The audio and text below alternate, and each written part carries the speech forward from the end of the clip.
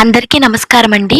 మన ఊరి గ్రామ దేవతను ఎలా పూజించాలి, ఎటువంటి నైవేద్యం పెట్టాలనేది అయితే ఇవాళ నేను పూర్తిగా వివరంగా చెప్తాను. మన ఇంటి పెద్ద ఎలాగో మన ఊరికి గ్రామ దేవత కూడా అలాగే. గాలి, ధూళి, భూత ప్రేతాలు గ్రామ సరిహద్దుల్లో కట్టడి చేస్తూ అమ్మవారు కంటికి రెప్పలా మనల్ని అయితే కాపాడుతూ వస్తారండి. గ్రామ దేవత ఈ జగన్మాత ఒక్కరే అయినా భక్తులు వారికి తోచిన పేరుతో పిలుచుకుంటారండి. సహస్రనామాలతో వారికి తోచిన పేరుతో పిలుచుకుంటారు. ఈ తల్లి ఏ పేరుతో పిలిచినా చక్కగా పలుకుతుంది. నేనైతే పోలేరమ్మ, మా అంకాలమ్మ, వెంకమ్మ తల్లి ముగ్గురు మా గ్రామ దేవతలు. వీళ్ళని తలుచుకుంటూ నేనైతే ఇవాళ నైవేద్యం పెట్టుకుంటున్నాను. పేరుతో అయితే గ్రామ దేవతలు ఉంటారండి. ఏ పేరుతో పిలిచినా అమ్మ తప్పకుండా చక్కగా పలుకుతుందండి. మనం భక్తి శ్రద్ధలతో పిలిస్తే ఏ దేవతన్నా పలుకుతారండి. మనం ఎటువంటి హగ్గు ఆర్భాటాలు లేకుండా చాలా భక్తి శ్రద్ధలతో చాలా సులభంగా అయితే మనం చేసుకోవచ్చండి. పెద్ద పెద్ద మంత్రాలు కూడా అవసరం లేదండి. మనసారా బొట్టు పెట్టి నైవేద్యం పెట్టి మంగళహారతి ఇచ్చి ఆవిడ సంతృప్తి పడి సంతోషపడుతుంది తెలుసండి. ప్రతి సంవత్సరం ఇలా జాతర చేస్తారండి. మనం ఆదివారం కానీ లేదంటే అమావాస్య రోజు కానీ ఇలా అమ్మవారిని సమర్పించి చక్కగా ఇలా అమ్మవారికి పసుపు కుంకుమలు పెట్టి నైవేద్యం పెట్టడం వల్ల చాలా మంచి ఫలితాలు అయితే కలుగుతాయండి. ఆ తల్లి మనల్ని ఎప్పుడు నిత్యం కాపాడుతుంటుంది. మనం పెట్టేసిన నైవేద్యాన్ని అయితే మనం చాకలికి అయితే ఇవ్వాలండి. ఈ పెట్టిన నైవేద్యాన్ని చాకలికి ఇవ్వడం వల్ల చలవ చేస్తుందని అంటారు. రకరకాల నైవేద్యాలు పెడతారండి. నేనైతే చలివిడి, వడపప్పు, పానకం, క్షీరన్నం, పప్పు, తెలగపిండి, మునగాకు, పొంగుబూర్లు, పప్పు అన్నం పెట్టానండి. కొద్దిగా పెరుగు, బెల్లం ముక్కలు 3 కూడా పెట్టుకోవాలండి. అరటిపళ్ళు, కొబ్బరికాయ కూడా సమర్పించాలి. ఇలా అమ్మవారికి నైవేద్యం పెట్టడం వల్ల కడుపు చల్లవండి. పిల్లలకి ఎటువంటి అంటువ్యాధులు, పొంగు రాకుండా అమ్మవారు చల్లగా చూస్తారు. ఇలా నైవేద్యం పెట్టి ఆరాధించడం మన పెద్దల నుండి వస్తున్న ఆచారం. మనం ఎక్కడ ఉన్నా ఇలా నైవేద్యం పెట్టడం వల్ల మనపై, మన పిల్లలపై ఆ అమ్మ చూపు, అమ్మ దయ ఎప్పుడు ఉంటుంది.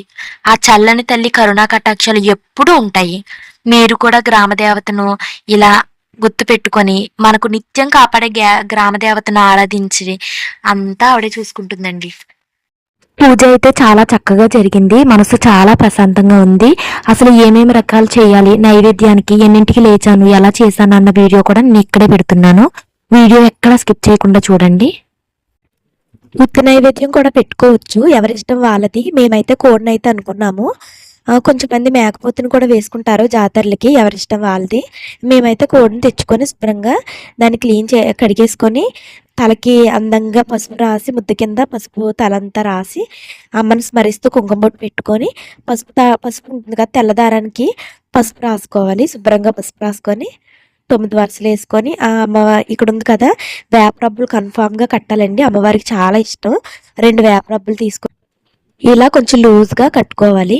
నెక్స్ట్ మనం ఎక్కడైతే మనం పెట్టుకోవాలి నైవేద్యం అనుకుంటున్నామో తూర్పు వైపు శుభ్రంగా గోడకి పసుపు రాసి, చూసారా, ఇలా 3 వరుసలు కుంకుమ బొట్టు పెట్టి కింద అందంగా స్వస్తికి వేసుకొని పసుపు కుంకుమ అక్షింతలు వేసుకొని దేవుడు పీట ఉంటుంది కదండి, మనం వాడలేని పీట, మీ ఇంట్లో ఏ పీట ఉన్నా చెక్క పీట అయినా పర్వాలేదు. అలా నేనైతే ఇది దేవుడికని ప్రత్యేకంగా దేవుడి కోసం మాత్రమే తీసుకున్నాను. దేవుడి పీట అయితే అరేంజ్ చేసుకోండి. శుభ్రంగా మనం స్నానం చేసేయాలండి. స్నానం చేసి ఇలా వేపరొబ్బలు పెట్టుకోండి అమ్మవారిని స్మరిస్తూ. అమ్మవారికి వేపరొబ్బలు అంటే చాలా ఇష్టం. నైవేద్యం కోసం ప్రసాదానికి ముందుగా పెసరపప్పును అయితే నానబెట్టుకున్నాను. అది శుభ్రంగా కడిగేసుకొని తీసుకొని పక్కన పెట్టుకున్నాను. మనమైతే ఇప్పుడు పానకం తయారు చేసుకుందాం. పానకం కోసం నిండు బిందులో వాడని నీళ్లు, మంచి నీళ్ళని తీసుకోవాలి. 1 గ్లాస్ పానకం అయితే చేసుకుంటున్నాను అమ్మవారి కోసం. దాంట్లో బెల్లం పొడి ఉంటుంది కదా, బెల్లం పొడిని అయితే మిక్స్ చేసుకోవాలి. మిరియాల పొడి కూడా యాడ్ చేసుకోవాలి. ఈ 3 ఇంగ్రీడియంట్స్ కలిపితే మనకి పానకం అయితే రెడీ అయిపోతుంది. ఇలా మిక్స్ చేసుకోండి. శుభ్రంగా బెల్లం అది పూర్తిగా కరిగిపోతుంది. ఇలా మిక్స్ చేసుకొని పక్కకు పెట్టుకోండి. చూసారా, కరిగిపోతుంది. ఇలా మిక్స్ చేసేసుకొని పక్కన పెట్టుకుంటే మనకి పానకం అయితే రెడీ అయిపోతుంది. ఒక ఐటెం అయితే పక్కకు పెట్టేసుకోండి. నెక్స్ట్ అయితే సెకండ్ వన్ సలివిడి కోసం అయితే ప్రిపేర్ చేసుకుంటున్నాం. వరిపిండి ఉంటుంది కదండి, ముందుగా మనం బియ్యం శుభ్రంగా కడిగేసుకున్న తర్వాత ఎండలో నానబెట్టుకొని, అది మీరు ఆడుకున్నా పర్లేదు, ఆడించుకున్నా పర్వాలేదు. ఆ సలివిడి అయితే 1 గ్లాస్ అయితే తీసుకున్నాను. నెక్స్ట్ దానికి ఒక సగం గ్లాస్ అయితే బెల్లం అయితే తీసుకున్నాను, బెల్లం పౌడర్. కొద్దిగా వాటర్ వేసుకుంటూ కలుపుకోవాలి. ఈ మిశ్రమాన్ని బాగా జోరుగా అవ్వకుండా కొంచెం గట్టిగా, సలివిడి తెలుసు కదండి ఎలా చేయాలో, చాలా సింపుల్ అండి. ఇలా మిక్స్ చేసుకుంటూ వాటర్ వేసుకుంటూ ఇలా ముద్దలా అయితే ప్రిపేర్ చేసుకోవాలి. ఫస్ట్ మనం చూపించాం కదండి పెసరపప్పు నానబెట్టుకున్నాం కదా, దాంట్లో అయితే ఆ బాక్స్ లో పెట్టేసుకుంటే మనకి సలివిడి వడపప్పు అయితే ప్రిపేర్ అయిపోయింది. సెకండ్ ఐటమ్ రెడీ అయిపోయిందంటే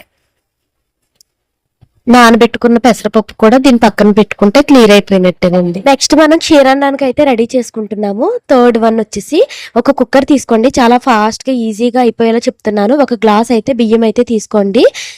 ఒక గ్లాస్ బియ్యం తీసుకొని శుభ్రంగా కడిగేసుకోండి. ఇలా కడిగేసుకున్న తర్వాత పాలు ఉంటాయి కదండి, పాలు 2 గ్లాసులు, మంచిగా చిక్కగా ఉన్న పాలు 2 గ్లాసులు వేసుకొని ఒక గ్లాస్ అయితే వాటర్ వేసుకోవాలి. అలా వేసుకోవడం వల్ల మొత్తం 3 గ్లాసులు అయితే అవుతుంది. 3 గ్లాసులు ఓకేనండి. 2 గ్లాసులు పాలు, 1 గ్లాస్ వాటర్ వేసుకొని కుక్కర్లో ఆ బియ్యంలో కుక్కర్ అయితే పెట్టేసుకోండి. జస్ట్ 2 విజిల్స్ రావాలి. 2 విజిల్స్ వచ్చిన తర్వాత అయితే మనం ఓపెన్ చేసుకోవాలి. పెడుతుందని చూసారండి. ఇలా 3 గ్లాసులు అయితే వేసుకున్నాను. కుక్కర్ విజిల్ పెట్టేశాను. ఇప్పుడైతే మనం కుక్కర్ పెట్టేసుకుంటే కరెక్ట్ గా 2 విజిల్స్ వస్తాయి. క్షీరన్నం ఉడికే సమయంలోగా మనం అత్తేసరన్నానికి అయితే రెడీ చేసుకుందాం. ఒక తవుడు బియ్యాన్ని అయితే తీసుకుందాం. అమ్మవారి నైవేద్యానికి శుభ్రంగా వాష్ చేసుకోవాలి. పెసరపప్పు ఉంది కదా ఇందాక నానబెట్టుకున్నది, కొద్దిగా సలివిడిలోకి మిగిలిందేమో రైస్ లో అయితే వేసుకోవాలి. వేసుకొని మనం వార్చి అన్నం అయితే పెట్టేస్తున్నాను. ఒక పక్కన క్షీరన్నం ఉడుతుంది, ఒక పక్కన నేను ఇలాగా రైస్ పెట్టేసుకున్నాను. టైం కలిసి వస్తుంది, చాలా ఫాస్ట్ గా అవుతుంది. బియ్యం నిండేలాగా తెలుసు కదండి అన్నం ఎలా వండుకుంటామో సేమ్ అలాగే, కాకపోతే పప్పు వేసుకోవాలంతే. అన్నం అయితే ఇలా గ్యాస్ మీద పెట్టేసుకుంటున్నాను. ఈ పక్కన అయితే అన్నం ఉడికిపోతుంది. మనం కుక్కర్ ఈ పక్కన క్షీరాన్నం పెట్టాం కదా, అది ఎంతవరకు అయిందో చూద్దాము. ఈలోగా క్షీరాన్నానికి మనం ఒక పెద్ద గ్లాసులు పాలు అయితే తీసుకోవాలి. తగినంత బెల్లం వేసుకొని మరగబెట్టుకుందాము. చూసారా క్షీరాన్నం అయితే అయిపోయింది మనకి. దీన్ని అయితే స్మాష్ చేసేసుకుందాం ఫుల్గా.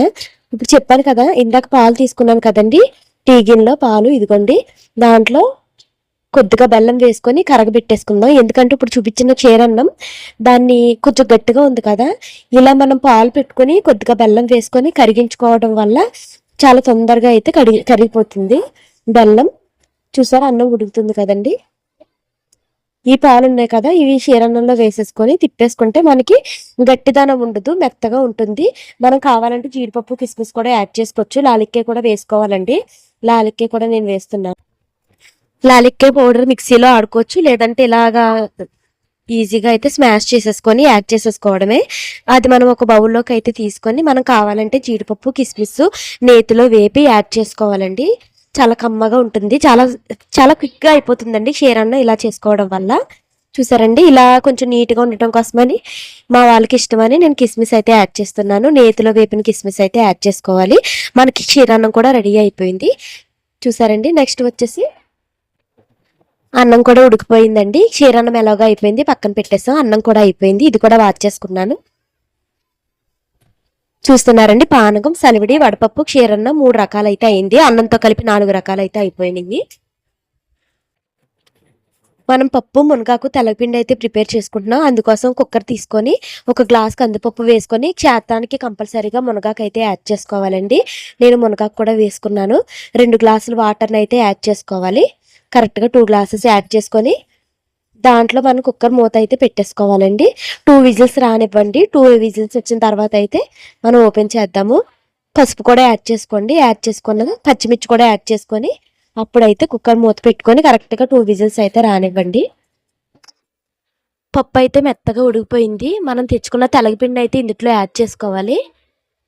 తగినంత తెలగపిండి యాడ్ చేసుకొని ఆ వేడి మీద ఉండగా ఇదైతే ఉడికిపోతుంది. చాలా ఈజీగా మనం తిప్పేసుకొని మనం తగినంత సాల్ట్ వేసుకొని ఫుల్గా తిప్పుకొని మనం మళ్ళీ కుక్కర్ అయితే పెట్టేసుకోవాలి.